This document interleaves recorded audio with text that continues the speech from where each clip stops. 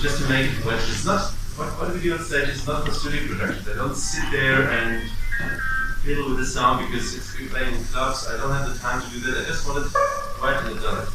Period. Then I have this actually simple bass. Very, very. Make sure that I realize what do I want to control and what do I want to control. Because I'm only one person with two hands and one mind, I cannot do everything. So there's always has to be some kind of sacrifice in order to gain something and do this. For example, talking about dynamics, I decided a long time ago, I'm only looking to know where I am. The only thing that I care about the screen is the names here. Sometimes I look for a certain flute. Who doesn't? I'm sure we all know it. And so that's where I am. Like that's the part where I'm looking. Otherwise, everything's laid out here. But yeah. So thanks for saying everything about the pre-production. It's so important. And I'm wondering if you guys have had the chance to ever try those isotonic stuff that changed the way it's bent. Because I never had time with that. No. Never developed. You play with audio and you say that you go to the studio to work on tracks. Do you also do studio sessions where you come up with content to play in the live set, or how do you come up with that content? I guess it's, we talk about it now and go back to collecting audio material. I mean, I think the question was quite special. I mean, there's sometimes stuff that we developed in the studio. We just wanted to make something out of it, but it really didn't make it to the vinyl because it was just not. It was not complete. Just some parts, some nice bass and something. And so these things usually you might include in your live set, as loops, so that we can play around.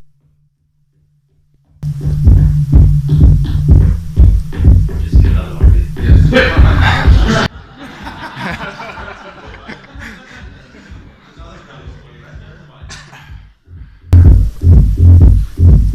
This is just one note. I don't know what I'm playing here. We'll just start with. Okay, that was just fitting. It doesn't fit.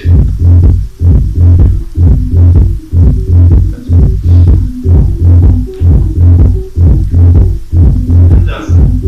After a while. Yeah, it's always it always makes sense through repetition. Exactly. So whatever you do, as long we, you just ask it actually. What are we doing mistakes actually sometimes? If things clash, that could be regarded as a mistake, and well, in the sense of the word, actually it is a mistake because we just didn't intend things, but it's just so everything somehow works together as long as we repeat them. Sometimes I just come up with something and that I don't intend. I'm not a machine. Just play something and it just makes something wrong. Something unintended. And I don't want to repeat this. Just to see So while I just how it feels. And it was figuring out that I would need nice. some small things actually. That's why I have my laptop here and I have this controller.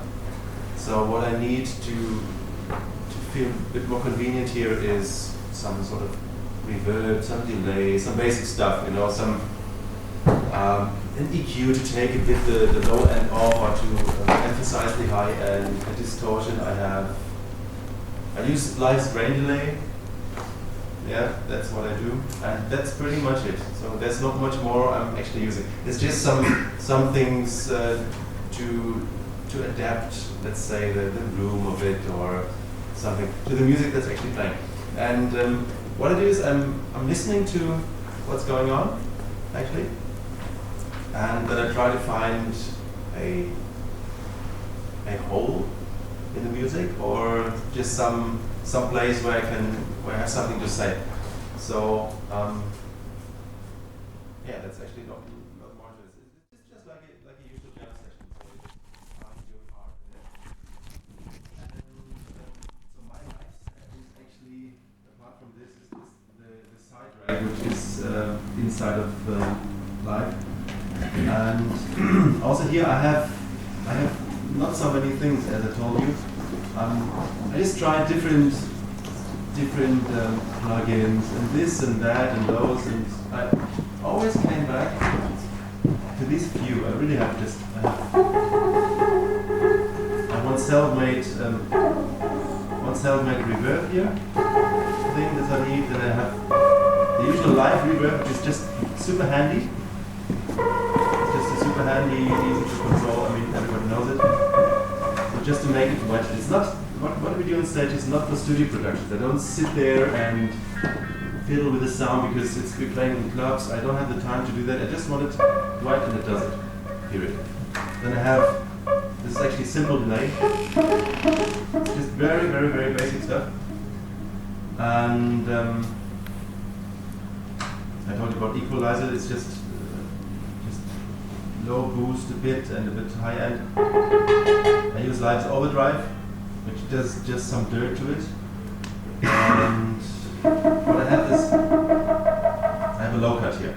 That's something that the Minimoog doesn't have, so sometimes you need it, you just don't want all the low stuff, so that's what I have. I have a filter. And the grain delay, I just use it for this nice pitching stuff, because sometimes it's nice to add something a bit strange to it. And as well as Iftar does, I have some macros here. You know, usually when you turn up the dry wet of some effect, it usually loses some volume. That's why people use send and returns. I don't, because I want things in a row. I want to define which comes first. So I would need to reinsert them to the channel. So I just have them in a row, and I just added the utility to this. You know, when you set the dry wet up, it just automatically boosts everything by 6 dB, and so it stays on the same level. This is something really crucial because what I don't need to take care of too much is like level and volume, because you know we're just playing live music and everything's in the flow, everything's running, and it needs to work. So I don't want to just push up the reverb and I have to take care of and this and that. So that's why these things have to work. And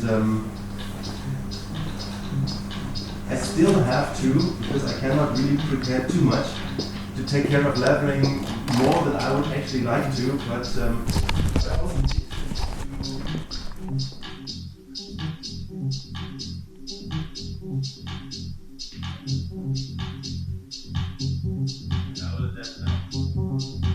But I do it in a different way. I cannot really show you because it's not on the beamer. I just set the threshold really, really down and just took a very, very little of ratio, so 1.15. So what it actually does, it really starts having an effect on the really very quiet notes.